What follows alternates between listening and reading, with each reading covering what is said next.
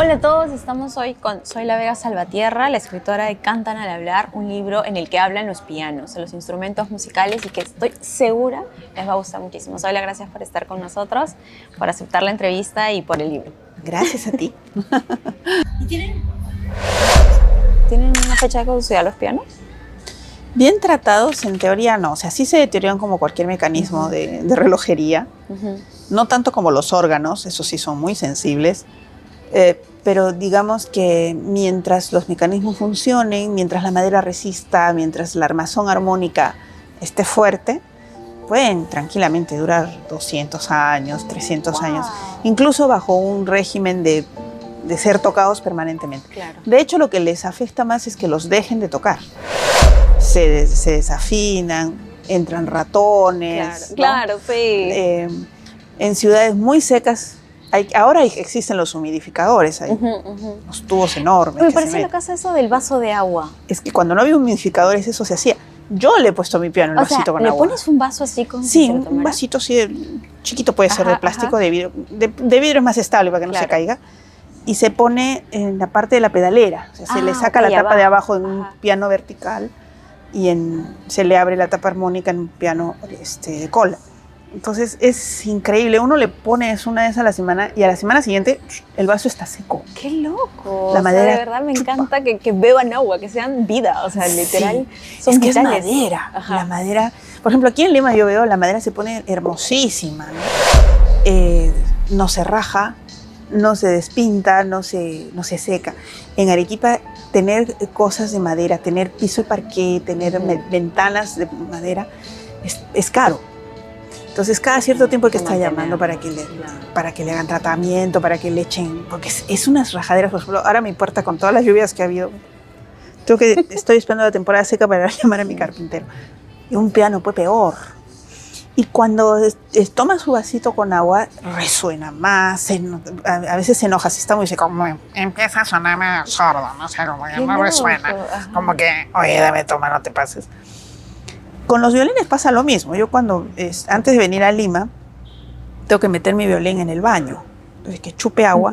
Y cuando viene acá, ya está más tranquilo. Y cuando regreso, lo dejo en el baño unos 3 días, porque si no se seca así. Y se raja la madera. Claro. Y eso en un violín es dramático. Y ya no se puede reposar. Ya no se puede recuperar. O hay que llevarlo a un luthier, pero no suena igual. Y hay pocos luthiers. Exacto. O se abre, se le despegan las tapas y eso... Yo me quedaba así, entonces he aprendido. Ahora, claro, ahí venden unos humidificadores que uno le tiene que poner agua destilada y lo pone, ¿no? Si está en un sitio con mucha humedad, uno pone el humidificador sin agua. Entonces el humidificador, para que la madera no se hinche y no se salten las tapas. Pero en Arequipa el vasito, cuando yo lo escuchaba de niña, mi profesor, hay que ponerle un vasito con agua porque chupe, no sé qué. Pero en enero y febrero no, porque es temporada de lluvias y entonces vas a hinchar la madera. Claro. Y yo estaba con mi vasito y le ponía hasta que me olvidé de ponerle el vasito y mi mamá decía, ponle el vasito. Qué loco, qué chévere. ¿Cómo nace la idea de hacer hablar a los instrumentos, a los pianos? Lo que pasa es que yo en mi vida profesional me he topado con muchos pianos. Hay un Bechstein en una sala alemana, hay un Rajals en mi casa, hay un Yamaha en una sala de conciertos en Arequipa. Y con cada uno he tenido una experiencia de alguna manera. O lo he tocado, o lo he machucado, o he dirigido a personas que han tocado, o he tocado el violín acompañada con estos pianos. Y yo soy muy curiosa y muy conversadora y he tenido una muy buena relación con los maestros mayores de generaciones anteriores que ya no están con nosotros. Muchos partieron en la pandemia, otros por el curso natural de la vida nos han dejado. Y entre ellos existía una memoria colectiva de ciertos eventos que a mí me parecían fascinantes. En el momento en que me puse a considerar la necesidad de contar esta historia, dije, pero las historias, ¿quién las va a contar? Tiene que contarlas el que las ha vivido. Y en este caso son los pianos. Originalmente la historia tenía 7 pianos, pero uno de ellos lo retiré porque la única anécdota que me podía contar era un rumor de que cuando lo bajaron en Mollendo se había caído al agua dentro de su caja y que aún así lo habían sacado y lo habían restaurado. Y eso es imposible, si un piano se te cae al agua, Ya no hay nada que recoger, ahí no hay Y manera. peor si es agua salada, supongo. Exactamente, ¿no? Pero eso era un vil rumor y era la única cosa relevante. Entonces el piano no me podía decir mucho. Dije, con el dolor de mi corazón, esto lo retiraré. Pero por lo demás, la idea de que ellos contaran me pareció mucho más directo de que hubiera un humano contándome la historia del piano. Porque además el piano trasciende la vida humana. Exacto. ¿no? Son intergeneracionales. Entonces dije, es mucho más interesante que me lo diga él a que me lo diga alguien que lo oyó de otro, que es lo que me pasó a mí, ¿no? Entonces esa es la razón por la que les doy voz, porque nadie mejor que ellos para contar. Es realmente una novela bastante, para mí bastante sentimental y por partes enternecedora, de cómo un objeto puede realmente, o sea, como te comentaba hace un rato que había subrayado una marca que era: nosotros no sentimos, pero podemos expresar lo que siente el humano, ¿no? Y cuán importante se vuelven los instrumentos para un músico, ¿no?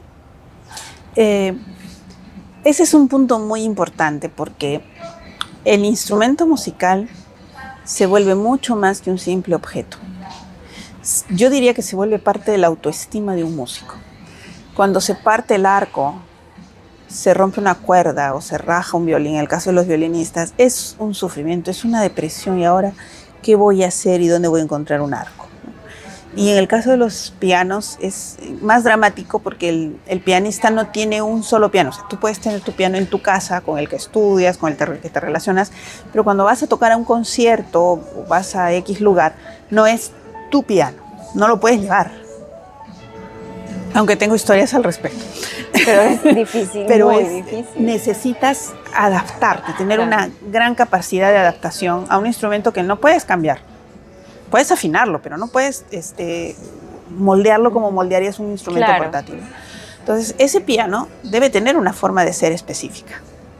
Y muchos pianistas me decían, bueno, con este piano tengo que acentuar el toque, o este piano fluye mejor, o este piano me saca los armónicos de otra manera.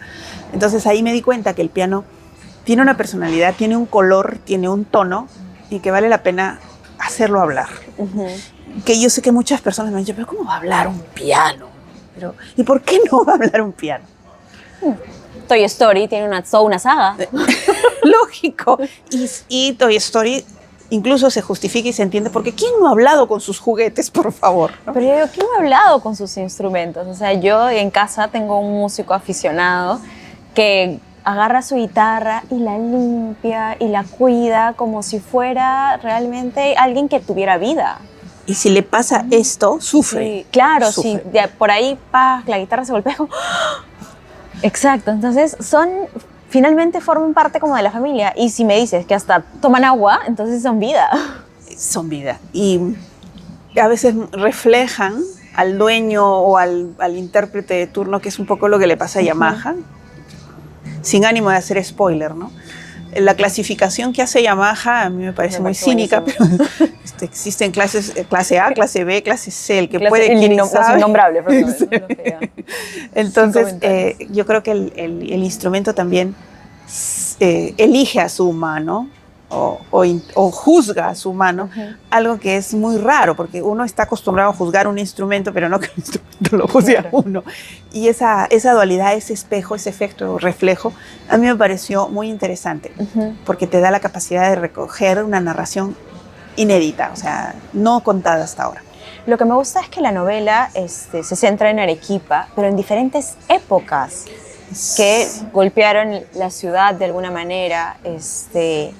Querías, y bueno, que al final una historia se entrelaza con la otra, ¿no? Porque tenemos el piano, por ejemplo, la historia de Elena, que tú la conoces ya como más grande, cuando ya, hasta que se hace directora de orquesta, pero previamente ya otro piano te contaba que en algún momento cuando era niña, ella iba y por ahí estaba revoloteando, por así decirlo, ¿no? Sí, no es lineal, es un dodecaedro, se parece a la película Interstellar que el tiempo no es lineal y que lo que cuentas como resuelto al comienzo se explica más adelante, como la historia del ruso o la figura del loco Guillermo y Pepito, ¿no? Que aparece como Don José, luego como Pepe, y luego Pepito. Sí, claro, que después captas que, este es este. Sí, Lo que sucede es que en realidad los que pegan con cola las historias son los secundarios,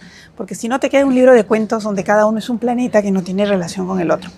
Entonces, yo soy muy consciente de que el tratamiento no lineal podría causar confusión, pero creo que al final he logrado conectar el puzzle de tal manera que sea lógico. Yo me imagino que habrá algún teórico literario que se dará el trabajo de decir, así como se ordenan las películas de Marvel, empieza por el Capitán América y termina por no sé cuándo, que dirá, cantan al hablar en este orden para que quede como un rayuela, una cosa así. Algo así, pero a mí lo que me interesaba era esa secuenciación de nombres y generar expectativa.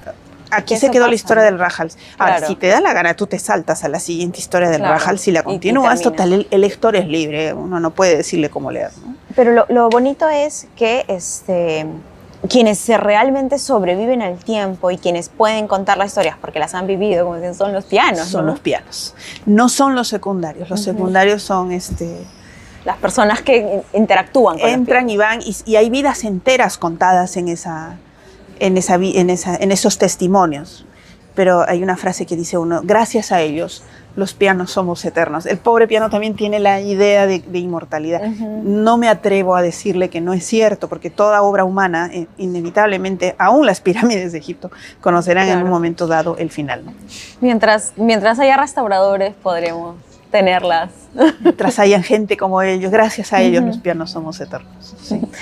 Y también habla mucho de política. O sea, en realidad tocas varios temas. La violencia, la política, hasta como hablábamos hace un rato, hasta la muerte, ¿no? El hecho de llegar a, no sé, a nublarte la cabeza y terminar convirtiéndote en homicida. Era parte también, o sea, ¿cómo hiciste para tocar igual tantos temas, no?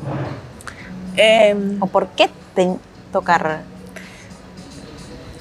A veces uno de lista es como que estuviera en la playa y las historias llegan como las olas, ¿no? Y uno es tonto si no la sabe tomar.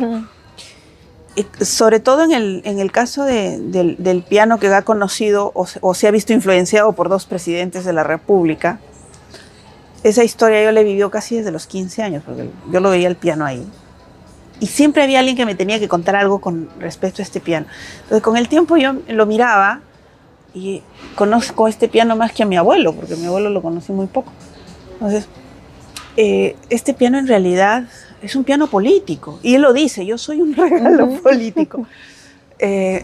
Y toda esa historia, pero ¿por qué es un regalo político? Entonces ahí fue donde tuve que profundizar un poco más e ir más allá de la simple anécdota.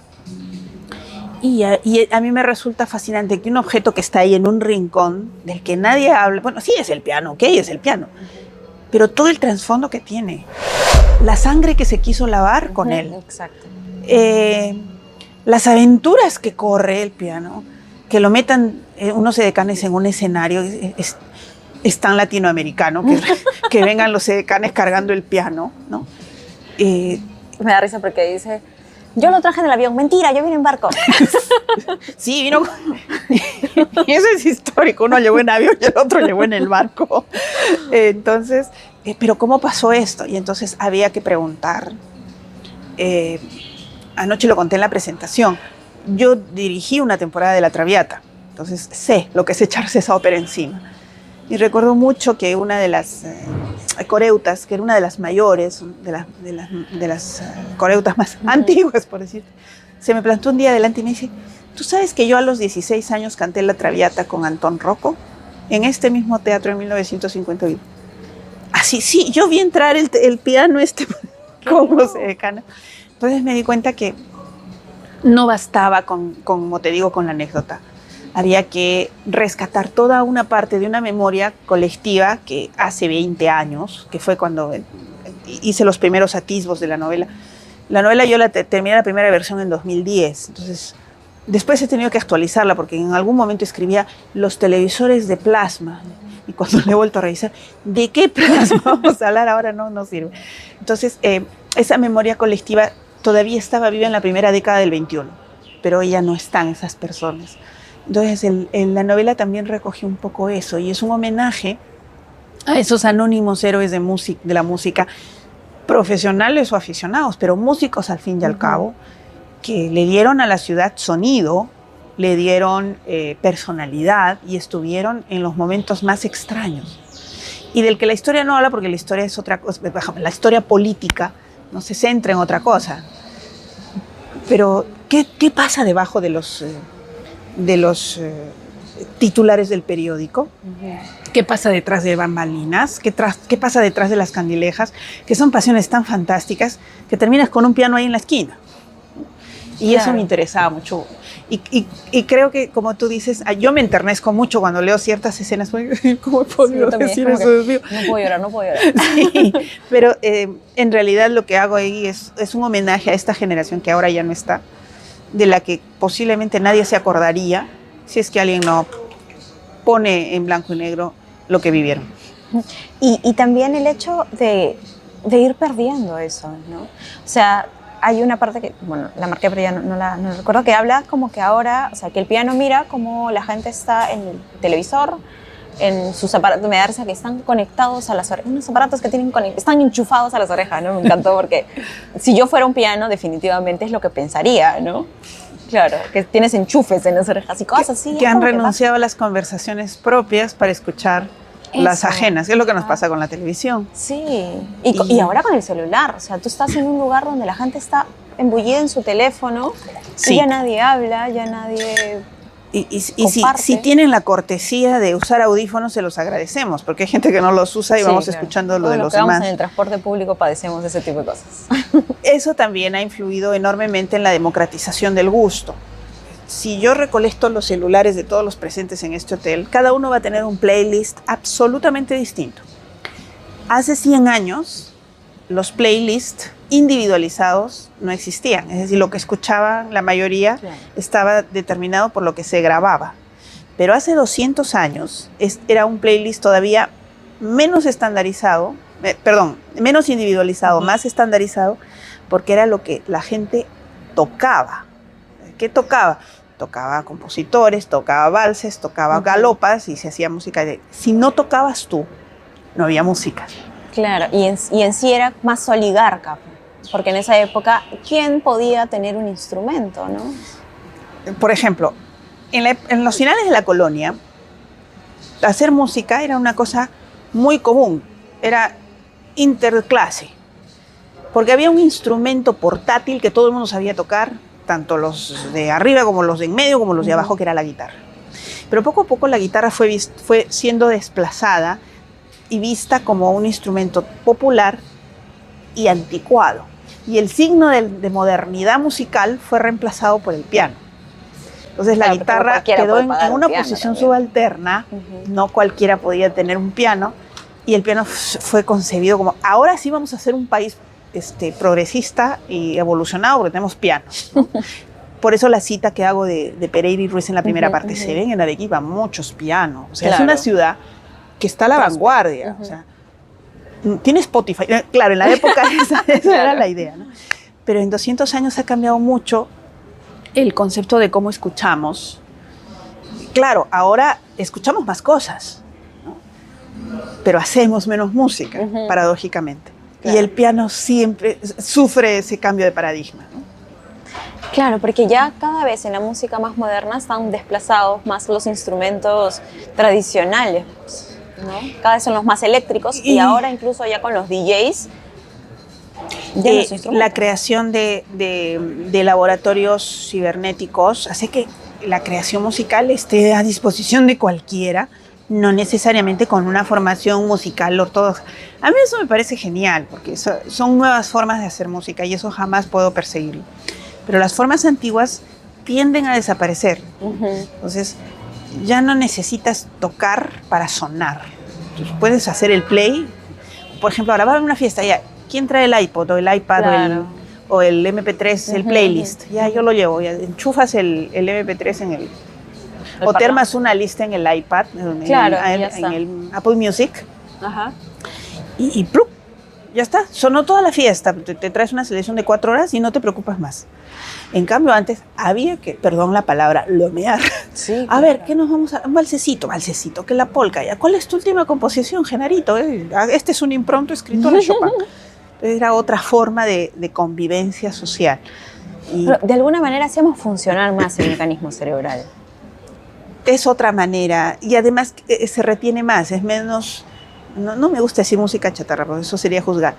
Pero es menos efímero el impacto del quehacer musical. Claro. Eso sí. Es estas consignas repetidas que muchas veces tenemos, por las que satanizamos cosas que no deberían ser satanizadas, ¿no? Nueva Casa, ¿no? Es que la Liga Estudiantil Revolucionaria considera que esa es música burguesa. El imperialismo cultural no será admitido en la universidad y debería prohibirse toda referencia a un compositor extranjero apoyado por las estrategias colonizadoras occidentales. Y es como que yo lo leía y decía, ¿cuántas veces he escuchado esto de gente que le dices, ya, pero explícame por qué? Y es como, y vuelven a repetir, es como sí, es como en rayado, esta ¿no? película, perdón, me voy a poner hollywoodense, de Hombres de Negro Internacional, cuando el otro dice, ¿cómo derrotaste a la colmena? Con la ayuda de mi astucia y mi atomizador de 7. Allá. ¿Y cómo derrotaste a la colmena? Con mi ayuda de mi atomizador, de mi astucia y mi atomizador. Y después se da cuenta, estoy diciendo lo mismo, ¿no? Claro. Creo que te han neuralizado. Es exactamente algo parecido, que no reflexiona en lo que dicen porque es parte de la... No sé si consigna, mantra. Yo jamás estuve en círculos universitarios así, porque los músicos, siempre que venían a invitarnos a sesiones del partido, de los grupos estudiantiles, oye, hermano, estamos practicando, tenemos que estudiar, estamos chancando el violín, el piano, el clarinete, no tenemos tiempo. Y nunca íbamos porque estábamos ocupados. Claro. Entonces, he tenido que recurrir a fuentes incluso de mi familia. Oye, como decía, bueno, a ver, nos decían en la lucha nace el fusil y el poder del pueblo y esta cosa. Entonces, más o menos ahí, incluso concebí la idea de hacerlo sin comas, para que se note que es una parrafada claro, dicha como que de lo largo, recitas, ¿no? así, sin pensarlo. Exacto. Pero dije, no se va a entender, mejor lo haremos gramaticalmente correcto. Claro, pero a lo que voy es, bueno, tanto de izquierda a derecha, o en realidad es posturas extremas que no te permiten pensar más allá, ¿no? Y eso me gustó mucho acá. Te ponen velos y no desarrollas un papel autocrítico. Pues si no te gusta, no te gusta, pero explica tú por qué no te gusta a ti. O por qué consideras que ese artista debe ser, no sé, desterrado por una consigna que tú has estudiado, has averiguado. Pero susténtala, claro. Exacto. No. Y lo que hablábamos hace un rato también del separar la obra del autor, ¿no? Que últimamente, o sea, ya la gente es como que no sé, si mañana sale que Picasso era, qué sé yo, algo, ya, se acabó, vamos a sacar de todos los museos, van los activistas y se quieren bajar las obras, sí. Claro, y atacan y ese tipo de cosas.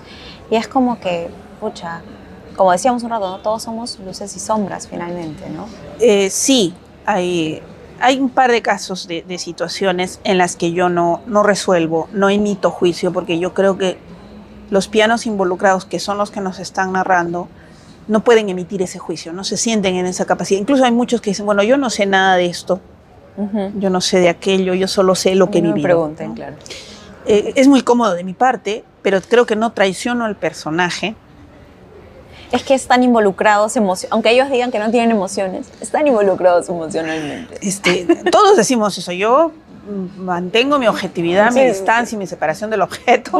Hasta los científicos decimos eso, ¿no? Los musicólogos, hay que mantener la separación objeto-estudio, sujeto que estudia, ¿no? Minga, mis prejuicios están metidos ahí. Y los pianos terminan involucrándose. No puedo negar que cuando hablan ellos es una manera de expresar lo que yo siento, pienso y vivo.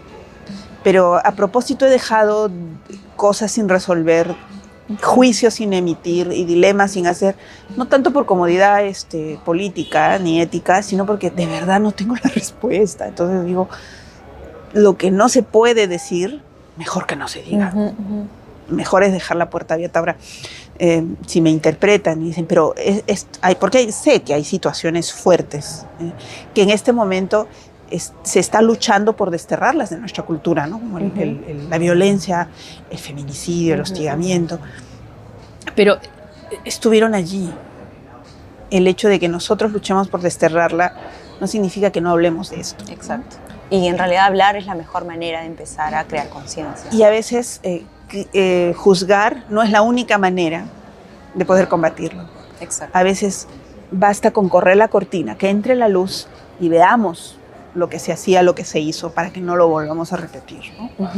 Claro. No es suficiente, pero es una forma. En realidad, si empezamos ya con prejuicios o con juzgamientos, es cuando podemos cometer más errores que empezar a estudiar las cosas como se presentan. Es que hay diferentes maneras de luchar. Hay luchas que son, como te digo, simplemente es correr la cortina. O sea, mira cómo ha sido esto. Y hay cosas que yo me he encontrado, como yo soy musicóloga, hay muchas cosas que me he encontrado y que me pusieron los pelos de punta. Entonces, a veces no tienes pruebas y cuando haces ciencia, cuando haces investigación, la evidencia es fundamental y a veces no tienes la evidencia. Entonces, lo bueno es que te queda la literatura, donde no te piden tanta prueba y donde tu imaginación puede suplir una buena dosis de esa evidencia que falta y además te mueves en terrenos más libres. Entonces, sí han habido un par de situaciones en las que yo he dicho, pasaré por este túnel y que cada uno entienda y haga lo que quiera entender y decir. El juicio que considere. Sí. ¿Qué es lo bonito de poder leer también? Porque uno lee no solamente para entretenerse, divertirse, sino también para llegar a hacer finalmente su propio juicio personal, para interpelarse a uno mismo frente a lo que estás leyendo. Así es, ¿no? Así es. Y tienes que respetar ese derecho del lector. Exacto. De entender lo que desee entender, lo que necesite entender. Ahora, ¿crees que hemos dejado de lado un poco la música? Ya lo veía al final, que era como que ya no vienen a vernos, ya las entradas las hemos puesto gratis y no viene la gente. Tal vez nos hace falta un despertar también a esta música. No, mira, yo como esta novela, la primera versión la terminé en el 2010 y esta versión que tiene acá la terminé en 2013, cuando la presenté al COPE, que ganó mención honrosa. Ha pasado más de una década, y algunos conceptos míos al respecto han cambiado. Claro, escribo desde la vista de ellos, entonces ellos sienten que, perdonen la crudeza, ¿no? Entonces, unas bestias porque no me vienen a escuchar. Exacto. ¿No?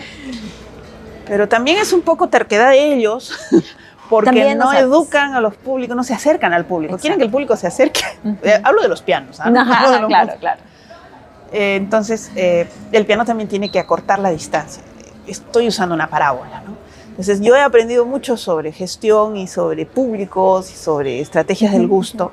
Y tengo amigos muy queridos en el campo de la gestión que han tenido la amabilidad de explicarme, oye, no, el público no es que sea bestia porque no te viene a escuchar. Tú no puedes juzgar un público así, claro, lógico. Entonces, debería escribirle una adenda, pero no. Yo creo que me quedo en una forma de pensar que esa nostalgia es lo que le da sentido a la novela, ¿no? Es un mundo oído. El único que estaría dispuesto a mirar hacia adelante, en razón de su edad, de su juventud, es el Yamaha, ¿no? Claro. Y aún el Yamaha es un poquito snob, ¿no? Sí, pero al final te queda esa de... Ha traído, bueno, la persona que ha ido a tocar, bueno, como decíamos un rato para no spoilear, música más contemporánea, que dice que este público pueda que no lo acepte muy bien, pero lo lindo es que lo que dice que al final atrapas a la gente y es la música lo que finalmente les educas, les enseñas, les das opciones, ¿vale? Porque tú no puedes coartar la libertad de elección, ¿no? Sí hay un par de frases que yo confieso que me pueden caer palo por eso de mis colegas musicólogos, como por ejemplo padecer un ataque de rojo. El rock no se padece, el rock es tan música como las otras, ¿no? Pero el piano se queja de que le hace padecer un ataque de rojo. Claro, pero para él, que fue creado y construido hace tantos para años, determinada visión de la música, o si no el jazz, es que no me saca todo el partido, ¿no? Pero yo creo que le doy voz a una forma de pensar la música que sí, que está en retroceso, y creo que eso también le da un sabor vintage a la novela. A mí me gustó, o sea, como te decía, a mí me dio ganas de ver qué saco de mi casa para meter un piano. Pues es que es excelente. Sí, o sea, de verdad, y la nostalgia, como decías, de pensar en quiero darle, o sea, quiero ir, ¿dónde hay un concierto de ópera? Quiero ir a un concierto de ópera, quiero escuchar la Traviata, o sea, y te genera eso de revalorizar clásicos que muchas veces hemos dejado por el tiempo, por la cultura moderna, porque lo otra consideramos música somos aburrido. influenciado, Sí. o porque muchas veces, claro, me acuerdo cuando yo era niña y bueno, cuando yo era niña habían cassettes. Y entonces mi mamá consiguió una colección de óperas y música clásica. Y a mí me gustaban mucho. Y le dije a mi hermana como que encontré la ópera Carmen. No sabes lo que he descubierto, es la cosa más maravillosa. Mi hermana se quedó dormida. No, los 3 segundos. Bueno, no es para todos. Pero si podemos de alguna manera volver a escucharlos, o sea, eso fue lo que yo sentí. Y dije... Como dice al final, o sea, la música es lo que va a trascender más allá del tiempo, ¿no? Y escuchar lo moderno, lo antiguo, los pianos y bueno. Y que conservemos la maravillosa capacidad de poder elegir. Sin duda. Muchísimas gracias, Zoila, de verdad. Ha sido una novela que disfruté muchísimo, como te decía, la devoré. Muchas gracias. A mí me encantan estos diálogos porque me hacen ver las cosas desde perspectivas que no había considerado. Gracias a todos ustedes también por estar con nosotros, con Zoila. Ya saben, Cantan al hablar, una super novela que espero puedan leer.